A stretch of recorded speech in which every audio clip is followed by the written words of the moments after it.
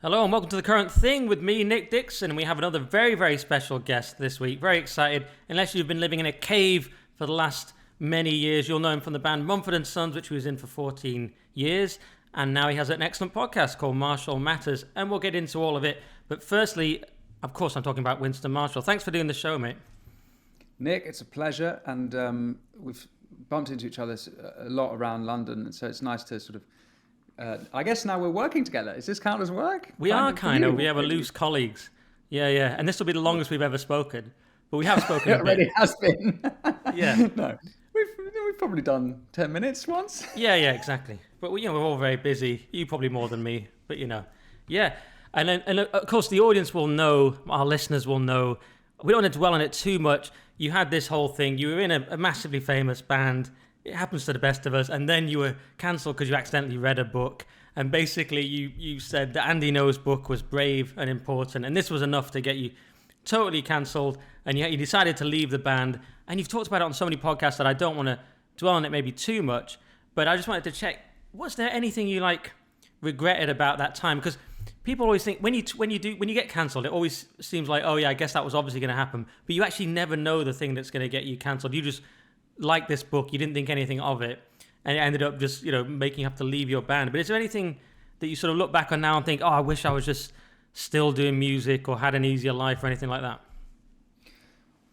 Well, I should correct. I mean, you said I accidentally read a book. I don't think anyone can accidentally read a book. Well, that was a joke.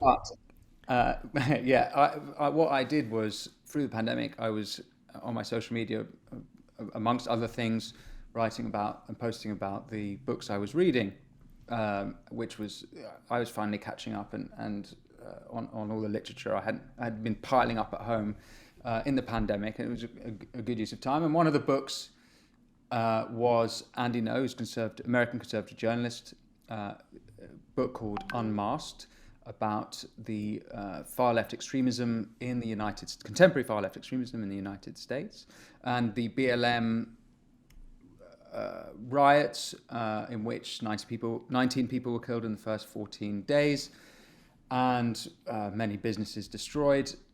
You know the story. And I actually didn't have very many Twitter followers, so yeah,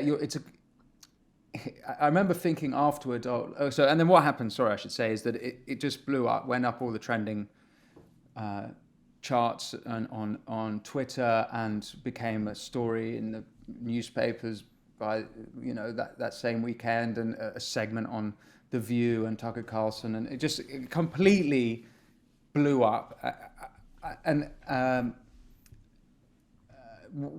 I think I had about 3,000 followers on Twitter. So just for to understand how unbelievable it was that it happened, and certainly being at the center of it, it was massive for me at the center, even if it didn't appear so on the outside.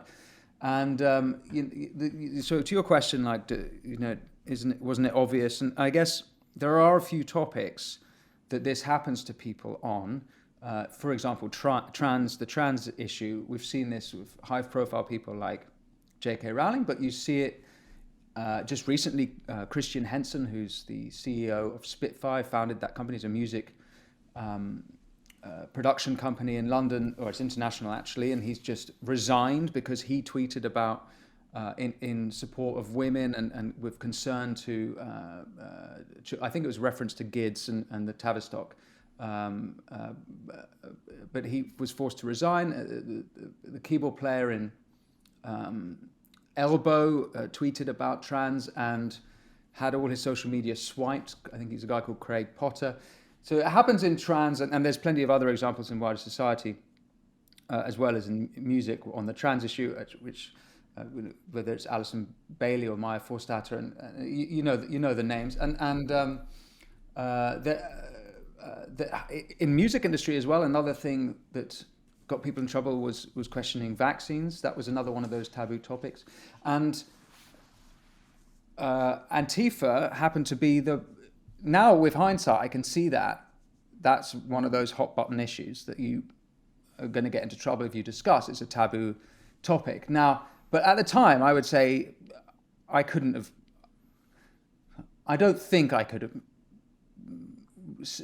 I certainly couldn't have imagined what happened then. And I mean, I remember feeling afterwards like maybe I should have known better. Like I should never have gone into this taboo topic. I should have, avoided it. Although I don't think that's any way to live a life. I think you should say and speak and write about the things that are important to you. Certainly, if you're an artist, you should certainly speak and write about those things. And particularly if you're someone who cares about injustice and you see injustice, you got to call it out. So I didn't think that much of it, and it blew up. And long story short, I eventually quit the band because of it. Now, that was 2 years ago, and troubling and difficult as that was, and my career and my life has gone a completely different direction since. Now that I'm sort of rebuilding it, and I'm very much enjoying the work I'm doing. Like, got a podcast with The Spectator this morning. I interviewed Eva Villar-Dingersbroek about the Dutch farmers, and tomorrow I'm interviewing Louise Perry about her book on feminism, and I'm in the world of ideas now, and I love that. I find it really enjoyable. I love the studying all this stuff and getting to interview and meet these fascinating and brilliant minds. So I'm happy about that thing. The music side of thing, which I still have, I play music every day, whether I'm sat at the piano or in the studio or playing a guitar, and I've got a lot of songs.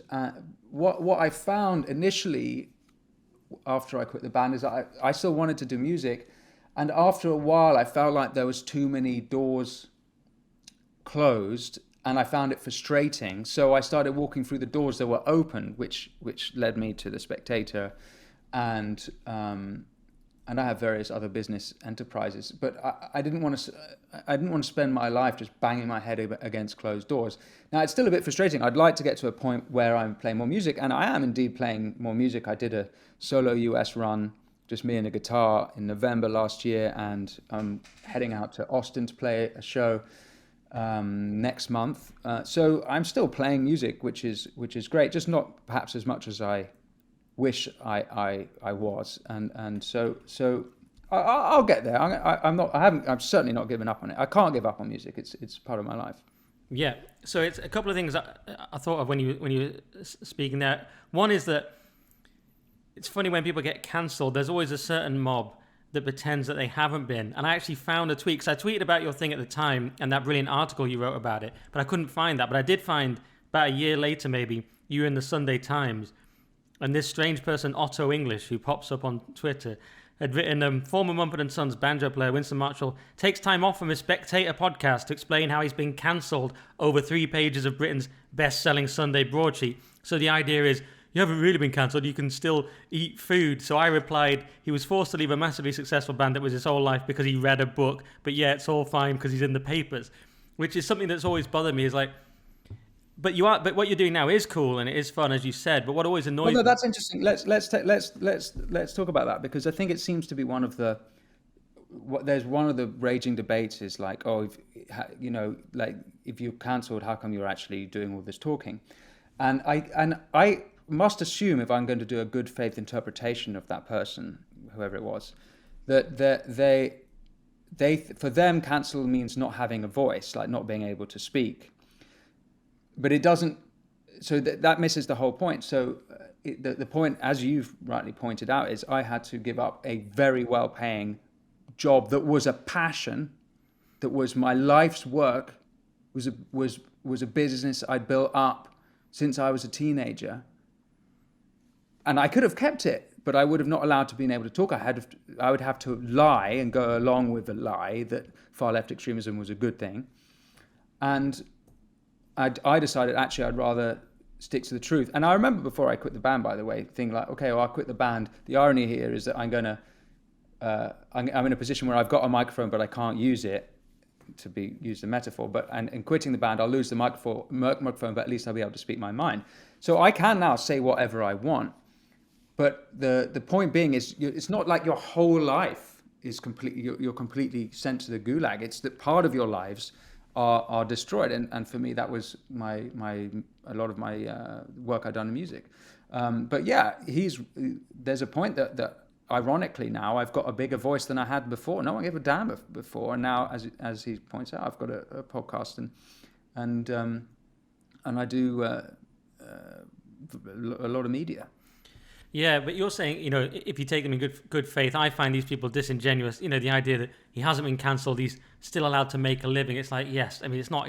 It doesn't mean you literally die necessarily. Anything short of death for these people is like, oh, they haven't really been cancelled. It's like I do a podcast with Toby Young. He lost 5 public positions. I mean, that's pretty cancelled. It's like they always say you haven't been cancelled. I think it's fair to say you were cancelled, but that's what we mean by it. They seem to think it's okay because you're still allowed to breathe and have a spectator podcast. It's not okay, though. Even though the work you're doing is great, it's still not okay, is it? Well, there's another irony, is that there's people like that who also gleefully, and sadistically claim to be happy that they got me cancelled, and I've certainly seen people write that, such things as that. So, yeah, I guess in the... It's not. I don't see a coherence in that logic whatsoever. No, neither do I. And the other thing you touched on there when you said a lot of doors had closed in music, and so you went where you're wanted basically. And I found on a much more minor level the same thing in comedy. So I've been to a very, very minor version of your trajectory as well. Being in an industry, you just want to be a comedian, like you wanted to be a musician. And then they go, well, you can't have this because of your immutable characteristics, or in your case, because of something you said. And then I also said some stuff, but by then I was already kind of down that path. But so we're in this strange position. You've talked about it on a few podcasts, and you've said that as a sort of semi-joke but semi-truth, you said in 2015 none of the questions you got asked in interviews were about politics. In 2018, none of them were about music, and that is exactly what's happened. I mean, we've ended up. I talked to Lawrence about this on his show. We kind of ended up in this weird thing where we just wanted to be artists more broadly, whatever word you want to use. I always find like artist a bit pretentious if you're a comedian. You were definitely an artist. I was a comedian, and that's what we wanted to do. But now we're stuck in this other thing because we almost can't have art anymore. And if we do, we have to. It either has to be woke, or it has to be tacitly woke by saying nothing, or it has to be the opposite, which is what we're sort of in now. And we don't have the funding necessarily. And we maybe don't have the budgets and the connections. So, if I watch something like Succession, which I rewatched because it's coming back, and I rewatched all of it, and it's incredibly brilliant. But then if I watch interviews with them, I know I'm going to have to put up with sort of woke nonsense, even if the show itself is smarter than that. Or, if I watch a film, I don't trust modern films. I go back to the 90s ones. Basically, the industry has been captured by the ideology. So everything else, we're ghettoized, so we can't just have art for everyone anymore. You see what I mean? So is that something you think about? I certainly I've seen it behind the scenes in how they're hiring people for various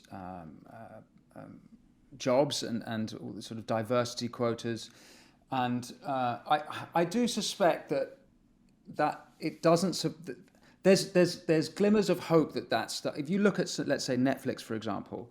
They do put on comedians who, like Dave Chappelle, for example. Now, Dave Chappelle might be cancelled in real life, for example, when he was booked to play First Avenue in Minneapolis, Prince's venue from the Purple Rain music video. But then the venue nixed him because they claimed he was transphobic. But on Netflix, he still has a platform. So or rather, he can still get the art out. So I don't see it as a total stranglehold. I also think it's different in different industries, in different sectors. So as far as I understand the theatre industry, it's marked and guarded by these gatekeepers who are very much dictate what can be written, who can perform it, and it seems to be that's the worst of all the industries. And Andrew Doyle has spoken about that, and it's something that he, as a playwright, he's very experienced in. So he'd be a good person to speak to there. When it comes to TV and my friends, I know friends who get offered job by merit and competence, and then get called up later and told, sorry, actually, we need to fill diversity quotas. You're out.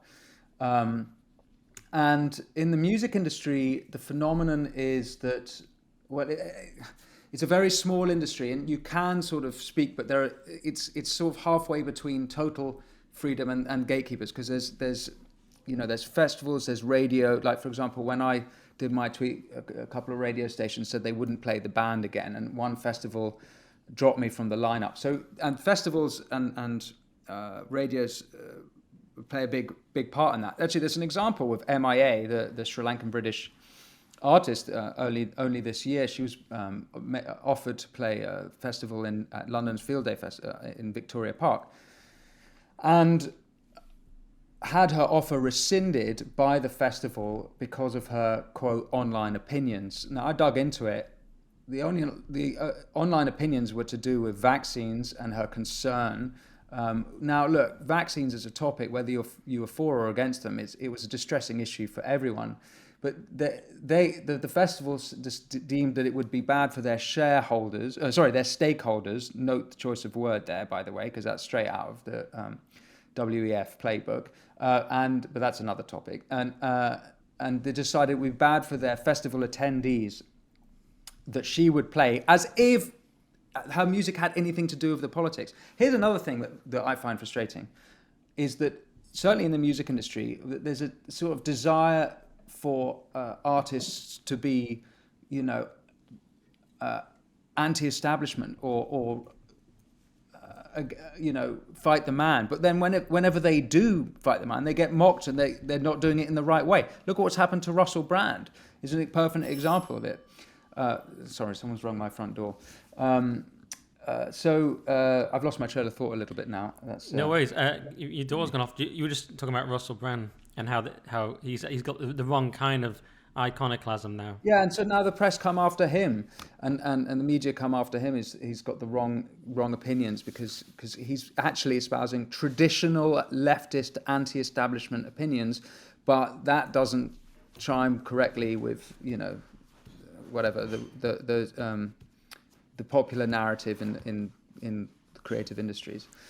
So I forget your original question. I'm so sorry. No, it was quite broad. It was more of an original monologue. It was because it was very broad. You're right about MIA. I like her because she's she's pro Julian Assange. She asks questions about the vaccine, and this is what I want from an artist: just to be open, different ideas. They don't have to have a coherent ideology necessarily, but now, like you say, it has to be this one view. It's not anti-establishment because certain views have become the establishment. All very weird. And you mentioned in the theatre. Another example is Hollywood, where you had Friends of Abe. Do you know about Friends of Abe? I mean, how weird is this? It was sort of conservatives in Hollywood, people like Jeremy Boring, who later founded the Daily Wire, but they had to be like in this secret speakeasy that they were conservatives in Hollywood. I mean, how weird is that when you think about it? Wow. And what was your experience getting mobbed? Well, mine was very, very minor, because if I say I was cancelled, Toby gets annoyed and says, I thought you were quite cancelled, Nick. It was mini cancellation at best, because he lost 5 public positions. My counter to him was, Toby, but I had so little in the first place. Is it worse if the king loses the throne, or if a beggar loses his one sandwich, which was me? So I had nothing anyway. But I was, I called it a pile-on. Other people called it cancelled for a shorthand. But all I did was do a little tweet about, talk about not knowing the thing that's going to get you cancelled. I did a tweet about, someone had said I couldn't do a gig because I was a straight white man, basically. And I just tweeted, and I got the information of what they'd said. And so I took all identifying information out of it so no one could attack them, and just tweeted it and said, I dream of a day when one day I'll be judged by the content of my character, or at least the content of my content. And I thought, this will get 39 likes, which I think is what it got. But then unfortunately the Daily Express picked it up, and the Telegraph, and then the Jeremy Vine show where Jeff Norcott was on there defending me. It kind of escalated. Well, not to be disingenuous, I did then say that the Express asked me about it, and I foolishly said some stuff, but even that was ignored. But then Chortle, this kind of slightly vindictive, I sometimes think, comedy website, covered it, which then was like red meat for all the low-level comedy scum and the high-level comedy scum. There's people like Jason Manford attacked me, Richard Herring, lower down, open mic people you've never heard of, and they all just piled on. And my argument was simply, what if we book people according to merit? You were talking about quotas. What if we just booked based on merit, because we're individual artists, completely based on merit? It would be foolish to say Scott Capurro and Andrew Doyle are the same because they're gay. You would just book them as 2 separate people. What if we just did that? That's how it works in sport. That's how it works in other things. Why can't we just have the best people, whoever they are? And that's my whole position, which sort of old-fashioned liberal position. But because I imply that if you're a straight white man, I showed an example of me not getting a gig. That was it. And the hilarious thing was, it had happened to a woman in comedy, and she got signed with the biggest agent in comedy because someone said we don't want to book a woman because we've got too many. Whereas I was the victim, but suddenly I was evil. Hang on a sec. A woman, a different story. A different story, just as a parallel, was it got given to a woman. A female comedian, just in a parallel story. Sorry, I wasn't clear. Didn't get a gig offer because they already had a woman on the bill, and she shared this information, and there was massive uproar, and she actually managed to sort of build a career off the back of it. Whereas I had the same experience as a straight white man saying they wouldn't book me because of that, and I was attacked as the enemy just for saying it. Uh-huh. Yeah. Yeah, it's funny now that if you quote Martin Luther King, you get accused of racism. I've certainly cited Martin Luther King in some of my, at least one of my articles, and you get attacked. Like that's no longer acceptable to be. It's not no longer acceptable to be a liberal. You have to be a progressive, and I guess he wasn't progressive enough. What's happened with that? Because the whole reason you got in trouble was a book about the dangers of Antifa. And I notice now, if I speak to people in North London who are sort of the normies of North London, so they'll have like very like government jobs or whatever, and I speak to them and they're quite normal. They're explaining things like liability-driven investments, and they're very smart and technical, and they seem normal, and they seem like they would be centrist. But then they get onto things like this. If you criticize Antifa, they get angry, or they call the current Tory government fascist or far right, which is so ludicrous. And you just think, how has it happened that sort of a normal sort of middle class person in this country that would have been a centrist now has such far left rhetoric? Yeah, that's a good question. I saw this also with it's a word manipulation, and I noticed this recently on the trans issue, where I think it's something that Billy Bragg had tweeted about, saying instead of calling women's rights activists a women's rights activist, he calls them an anti-trans activist, which is completely not what they are. The problem with the trans issue is that trans rights and women's rights don't fit neatly together. So if you want to have an honest conversation about that, you've got to acknowledge that both want the best things instead of vilifying.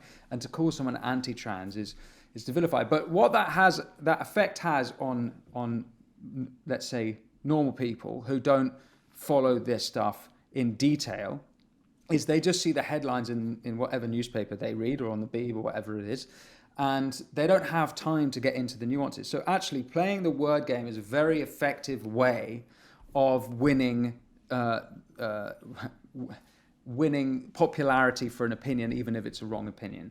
Not necessarily winning the debate, but certainly winning popularity for it. So Antifa is a classic version of that. Now, Antifa is a bit more complicated as an issue because contemporary Antifa is very different to Antifa in 1970s Italy or 1960s Britain or 1930s Germany. All of those things are very different phenomenon. But it's certainly in contemporary America, which is where predominantly it is, and it still exists in Italy, I think. Well, it exists around the world, but mainly in America. It's a very effective wordplay because you just go, oh, wait, you're against Antifa. That means you must be pro-far. No, actually, you can be against fascism and against the hooligans who are Antifa. But I think for most people, now, why people think the Tories are fascist, that's a whole other conversation. And I think, that's tied into anything that's right or far left these days will be deemed hard right, far right, fascist. It's word games to try and win arguments instead of engaging in the topic. What really bothers me about it, the reason that was in my mind is, maybe I shouldn't say, I can say this, they won't listen. I'm in a sort of football group for my five-a-side football, and they'll just give their opinions politically all the time, and they're all the same opinion, and it's all like the Tories are far right and this and that, and Gary Lineker's a hero, whereas I wrote a 1,300-word piece attacking Gary Lineker. That was a really funny, brilliant piece for the Daily Skeptic, and I was so tempted to just drop it on the group and like, boo, Nick has left the group. But but I didn't in the end because we have to be silent. And it's the same with the building I live in. They have a group's meant to be about bin maintenance. Suddenly it's calling the government far right. And isn't it crazy that we have to kind of, I'm saying we because sadly you're sort of in some group with me now, which must be gutting. Yeah, well, don't assume what I think. No, exactly. Because you're not. I don't think Go on. you're not silenced, right? But this is what will happen. And this is an experience that I knew from being in and still am in those sort of circles is they all say that stuff. You don't say anything. But if you come in with a different opinion, even if you come in agreeably and in a nice way, you're not the guy who's a different opinion. You're the guy who brought up politics. Yes. You weren't even the guy disagreeing. You're the guy, why is he all political? When they were the ones who brought it up. But for them, they won't even see it because they're not necessarily thinking about it. Now, some of them maybe do actually think deeply about it. Let's be fair to them. It's possible that they're strongly held opinions for some of them. But I think for most people, you'll just seem like the guy who's obsessed with politics when actually you care just as much as them. It just so happens you have a different opinion.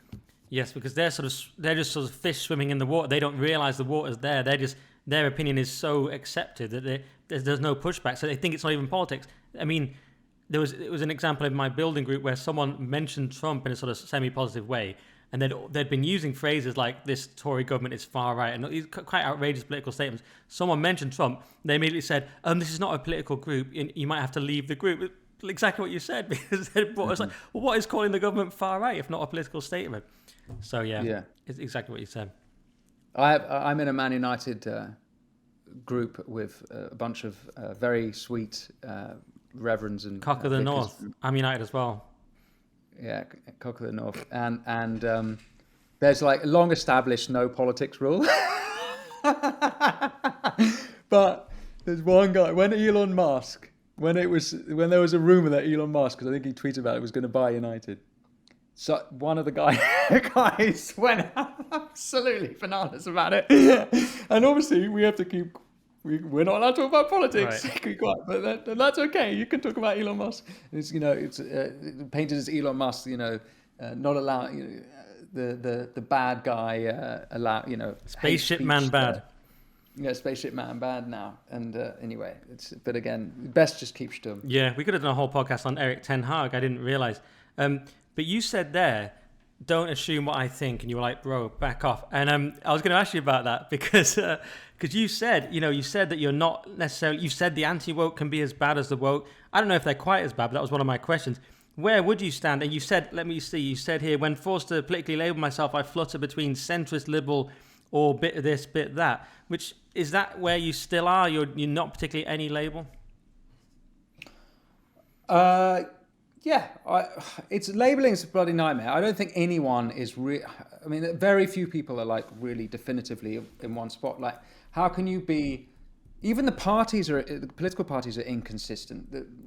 Look at the Labour Party, as well as having a broad range of economic opinions. You have Rosie Duffield bullied out for sticking up for women's rights, and at the same time, Keir Starmer's unable to define what a woman is, and likewise, the Tories have their equivalent issues and spectrums. And I think for most people, they might be centre left on economy, centre right on culture, and it's ever changing. Like Brexit tore up the parties. The trans stuff tore up the parties. COVID tore up the parties.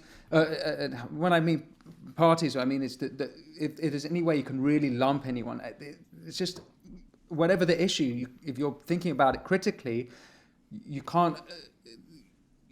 You don't know where you'll end up on the topic, and I think I stand by that I'm. It depends on the topic where I am. You can't possibly have one definitive position that lumps all of these different and infinite different, topics together. Is there any party you would vote for? Well, the only party I'm a member of is the SDP. So that probably reveals a bit of my politics. Although I actually disagree with them on a fair amount. Like they consider themselves post-liberal, which I'm not sure I'm comfortable with that, because I still consider myself liberal, classical liberal. But they're sort of centre-left on economics and centre-right on culture. So of all the parties, I'm closest. I feel most at home with them, but who knows how that might change in the next couple of years. What about you? I liked them, and then they said something around COVID, around vaccines en masse that I didn't like. Rod Liddell was quite associated with them, and he said a very rabidly pro-mask piece. He's since changed his mind, and they said something else along those lines. I've forgotten now, but I just remember going, "Oh, now I'll put you in the bin," which is perhaps a bit harsh. But yeah, I'm open to them. I'm stuck. I don't know. I mean, I'm speaking to someone from Reform UK on this podcast soon. I'm kind of, who would I vote for? I've actually never voted Conservative, which really probably surprises people. I used to be just a Lib Dem, like a lot of people in the day, in the 90s or something. You could just be, or not even the 90s, but whenever, you could be a Lib Dem until about 10 minutes ago. Then they went off the rails. Once they started went off the rails at Brexit. Yeah. I was a Lib Dem. I was brought up canvassing for the Lib Dems in Mortlake, where I'm from, and it was sort of a family party. My dad actually ran for the Lib Dems, although they didn't win the seat back in 87 with the SCP alliance. And he was involved with that Orange book, which was quite a big thing at the time. He was the editor of the Orange book, yeah. And then, so I actually pretty much always voted Lib Dem until Brexit, where I became politically homeless, because they got it. Their attitude to Brexit was neither, in my opinion, liberal nor democratic, and that they couldn't accept. I didn't vote for Brexit, but they could not accept the democratic decision of the country was an abomination. And in fact, I find it absolutely embarrassing when any politician doesn't accept the democracy of Brexit. And it's still, even Sadiq Khan keeps banging on about it. It's like, if you cannot call yourself a Democrat and be against Brexit like this. Yeah, even Starmer's realised it's not the brightest idea. I know they went off the rails with Trump as well for me. Vince Cable was saying things like Trump shouldn't be allowed to visit and things like this, and it was all very silly. Then they had Joe Swinton. They just went far left, and I used to like Tim Farron because he was my local MP back home, and then he was leader, hounded out for being a Christian, but he says some mad stuff now as well. To me, they've gone off the rails. Maybe I've gone in a different direction.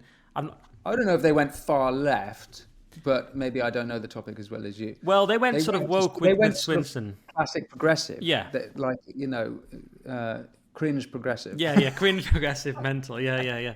And maybe I have gone differently now, because I'm not sure about liberalism anymore either. I'm a postmodern traditionalist because Carl said it on my podcast and I've just copied it. You're a postmodern No, traditionalist? Carl is, and I've just copied it. What I am, Winston, is a reactionary satirist. That covers all bases for me. Wow. I heard Peter Hitchens say it in his book about Saki, the satirist who died in the war. And I thought, yeah, that's good. That's what I am, a reactionary satirist. Because you don't expect those two to go together. But I was like, yeah, that sounds like what I am. Sorry, you probably want to disavow me now. Wow. Vote for me, reactionary satirist. I know. Maybe I shouldn't say that out loud again, judging by your reaction. I don't know what I am. I'm like you. I don't want to be pinned down to a label, man. Because I come from being an artsy person. Yeah, I'm an individual, man. I've got an MA in literature. I play guitar, not as well as you, but I'm a You actually? Yeah. I played my whole life, man. I said it to you. Oh yeah, MA in literature. Yeah. I don't talk about it much because why would I? But and it's also I wasn't that proud of it. Well, we learn a load of woke. The thing is, now I wish I'd read all these serious political books, because I've actually just read loads of literature, and now I go, what was all that about? I think it's made me a better writer, and that's about it. But anyway, it's not about me today, but it's always about you, Nick. Partly about me. I just wanted to ask then. I'm really interested in this thing about. Well, you said that anti-woke people could be as bad at cancellation. I'm not sure. Are they as bad? But I've had a little bit of this where I've had a sort of similar idea where I've had the Mark Stein fans attacking me, like, why aren't I resigning from GB News and things like this?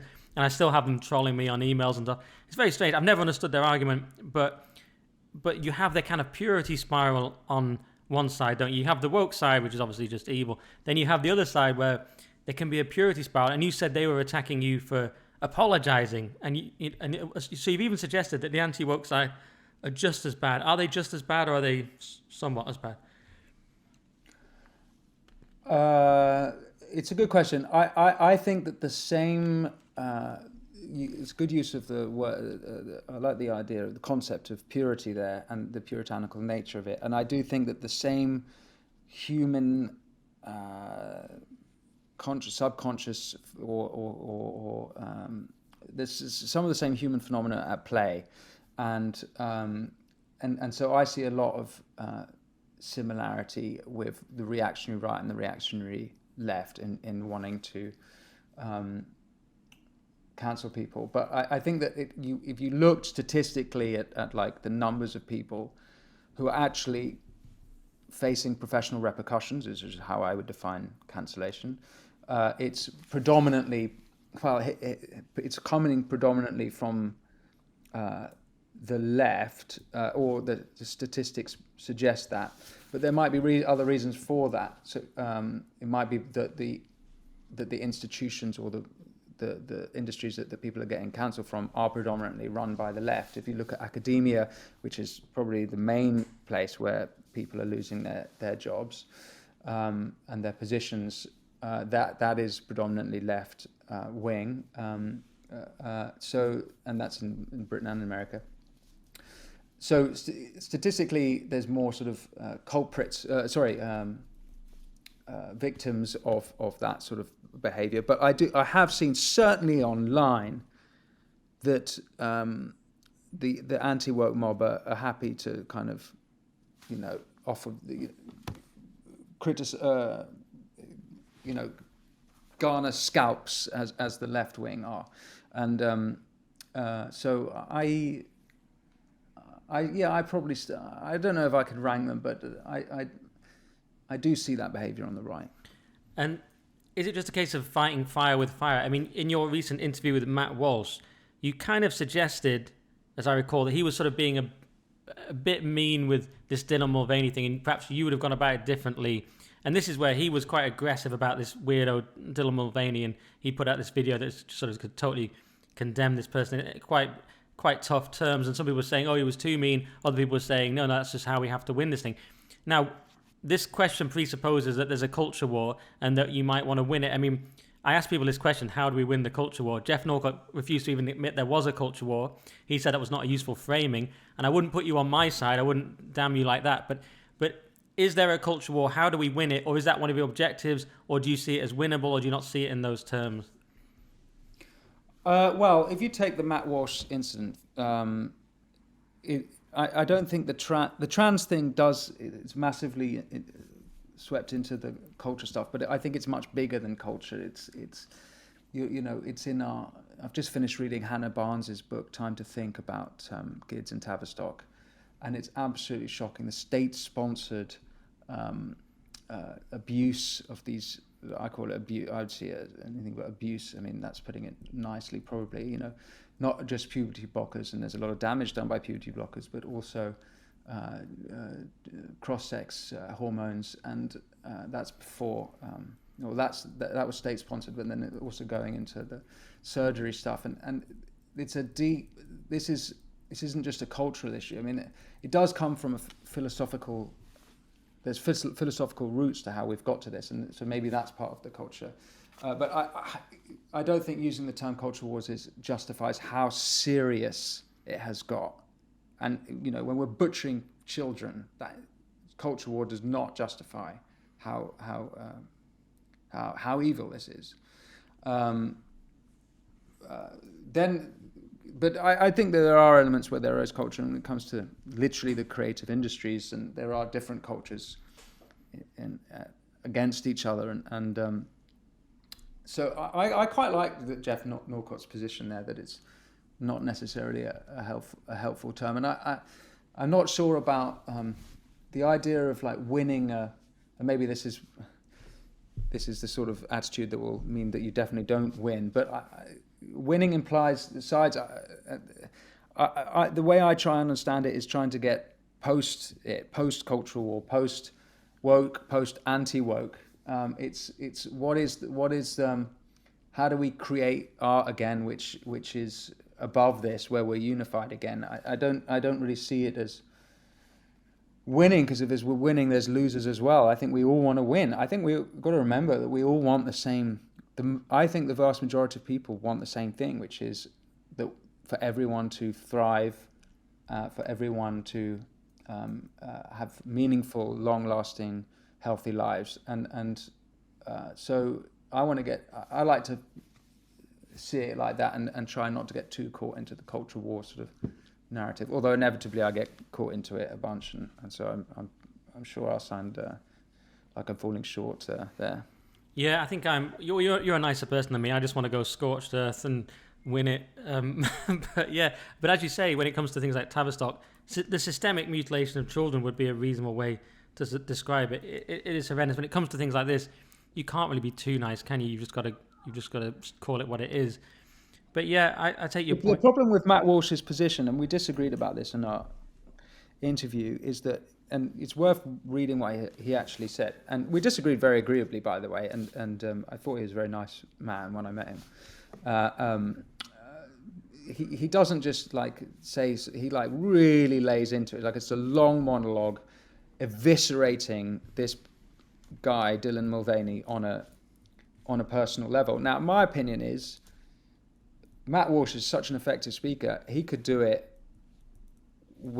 but just attacking the ideas that Dylan's saying without doing any ad hominem. And I think that actually, if you can do that to the audience, it's more effective. Now, on the issue of trans, it's such an emotive topic that is doing such damage. Then I also sort of understand why so many people are like, enough is enough. Like what we're doing to children, it's like, fuck this. We need to do something about that. So I sort of sympathize a little bit, although I'm still not convinced it would be the way to persuade people with whom he disagrees.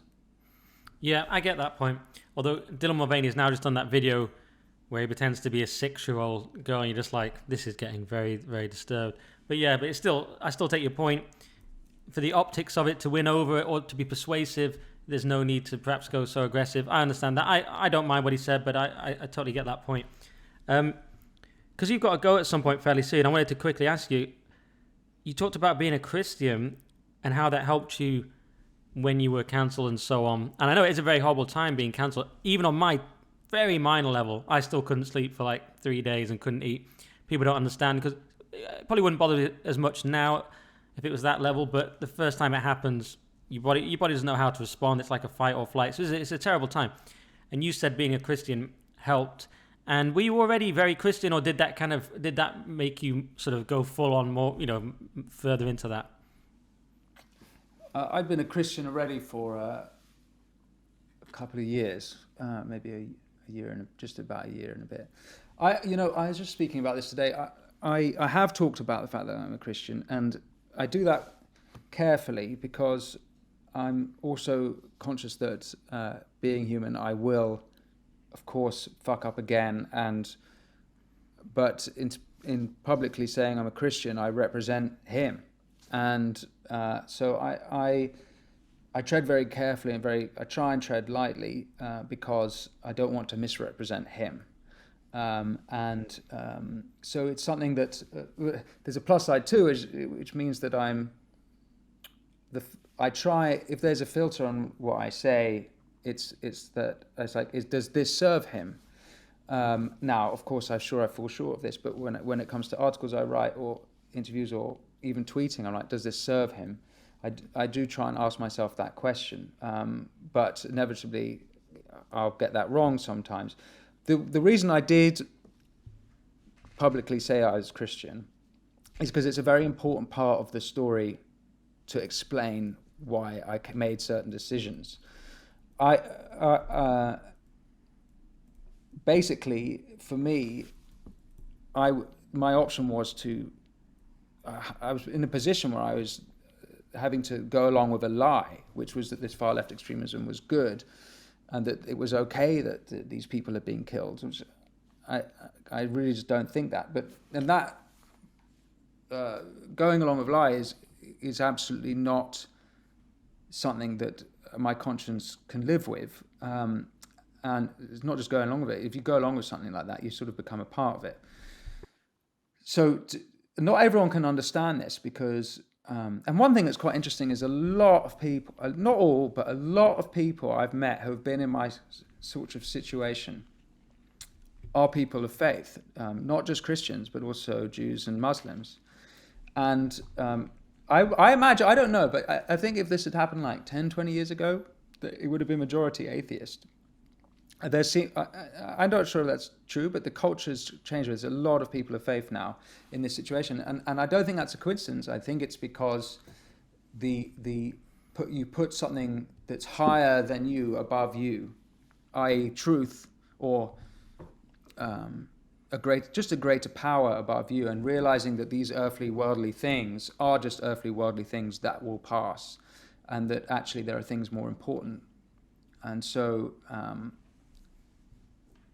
To understand that in me, it's that I derive that from my faith, from my belief in Jesus Christ as Lord and Savior. So and it's upon that metaphysic which I built my moral structure, which is why I value truth over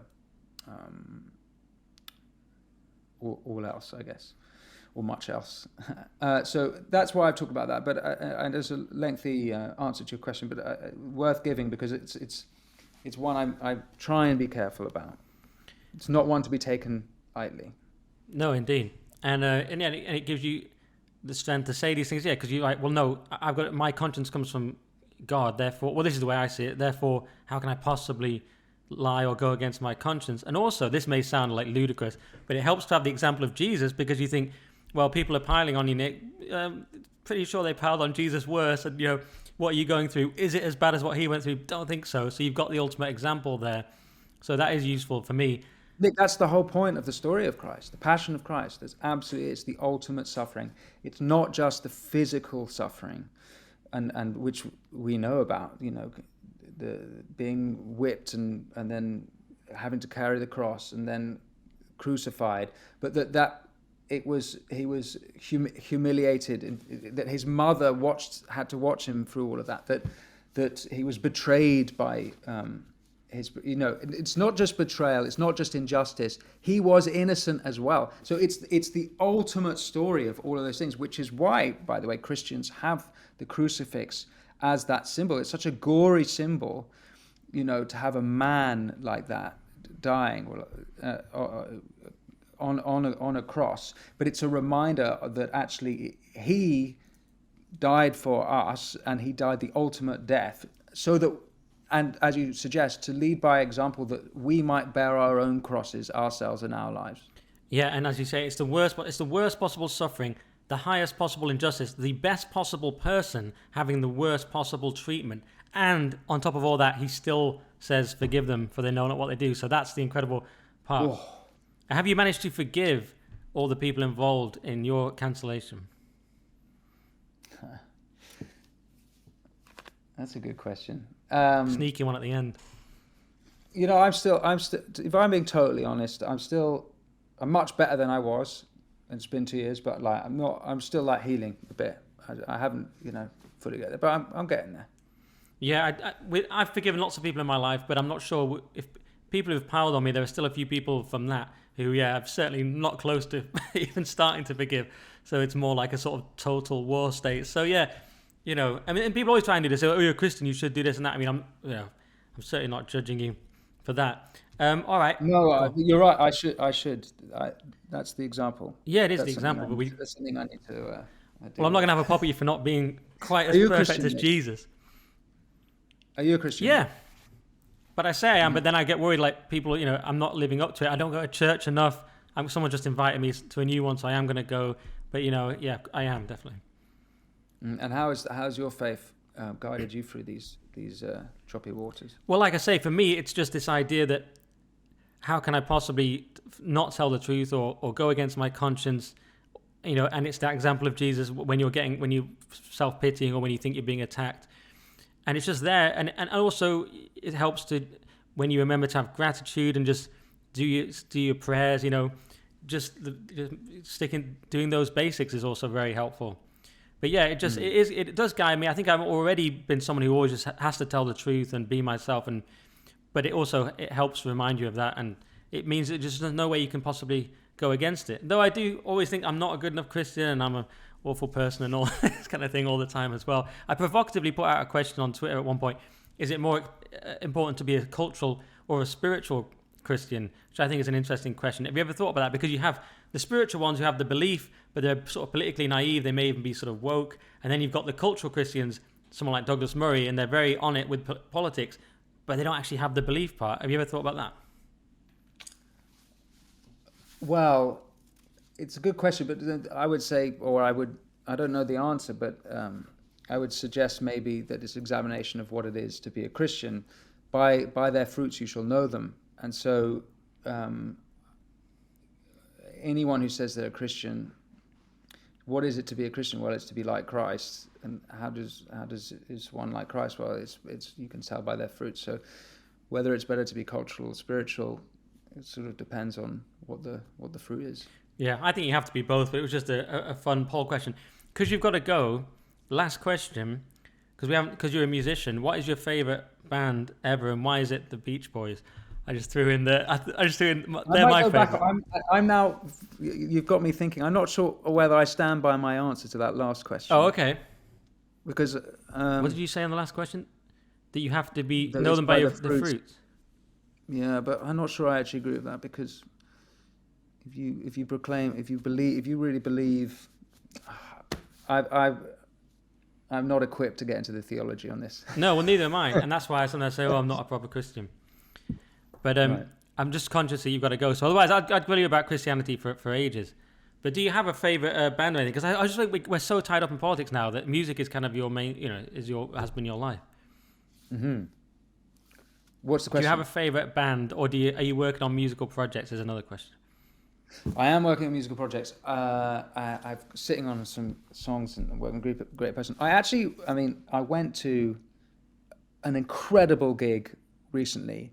I was in New York last month, and it was Skrillex, Fred Again, and Fortet at Madison Square Garden, and they played for 5 hours. Very low production, but amazing lights, and in the round. It was a last-minute show, and I'm sober, but I danced like I was a teenager for hours. I just complete abandon to the music, and it reminded me, as I said, of my love for music when I was a teenager. I found it really inspiring. So since then, I've been listening to those guys. They're absolutely superb. But to be honest, most of the time I'm listening. Ever since the pandemic, I got deep into classical stuff, and a lot of Italian opera, a lot of Verdi. Actually, I went to Turandot last week, which was superb at the Royal Opera House. I'm turning into an adult. Yeah. So super orcs. What are you listening to? Oh, I listen to everything. It's kind of ridiculous. I mean, like I say, my favourite band of all time is the Beach Boys, always will be. But I'll also listen to, everything. I'll listen to obscure Palace Brothers B-sides. I'll listen to Mariah Carey. My music, because I genuinely love music. Music, by the way, is the best thing. This is why it's amazing that you're a musician. It's the best thing. It's like an Alan Partridge question. What is the best thing? Music, to me, is the best thing there is in life. I have to say it without hesitation. So I just love absolutely all music, which is what people who don't care about music say, and what people who really love it say. So, yeah. But all right, thanks so much. I know you've got to go. Is there anything you want to quickly plug, or where can people find you? Yes, you can listen to my podcast, Marshall Matters, all usual podcast outlets, and YouTube. It's with The Spectator.